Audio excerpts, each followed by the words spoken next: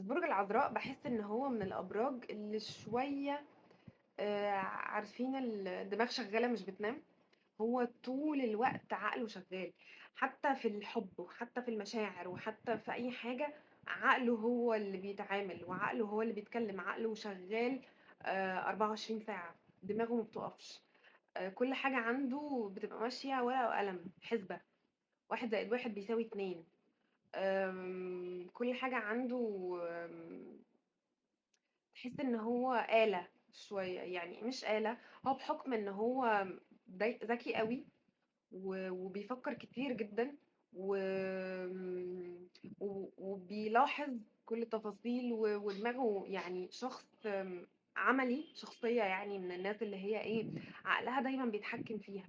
عقلها بيسيطر على تصرفاتها وعلى حياتها وعلى، يعني حتى ايفن لما بيحب بعقله مش بيحب بقلبه.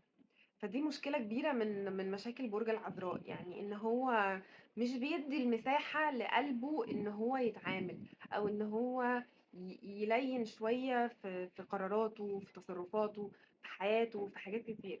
بس هو معذور، هو بيحس ان هو لو ساب الدنيا سداح مداح كده لقلبه هيخبط في حيطة. يعني هيجي يشيله اتوبيس، يعني لو هو ما حكمش عقله في كل حاجة ممكن يغلط وهو ما بيحبش الغلط.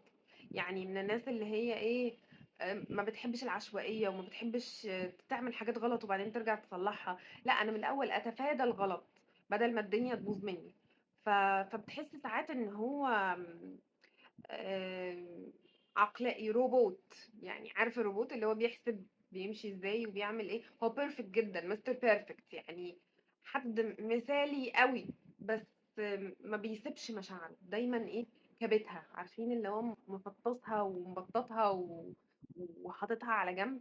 هو كده يعني، حتى ايفن ما بيسيبلهاش المساحة، ما بيسيبلهاش المساحة في حياته انها تنطلق. لا، دايما محجمها. اللي هو لأ، تعالي كده اقعدي انتِ على جنب، أنا عقلي هو اللي هيتعامل. ما هو هي دي مشكلة. أنا باشوف إن هي دي مشكلة برج العذراء، إن هو مش بيتصرف من هنا، مش بيحس من هنا، دايمًا بيكنترول مشاعره، بيحجمها. فهي دي مشكلة من أكبر مشاكل برج العذراء.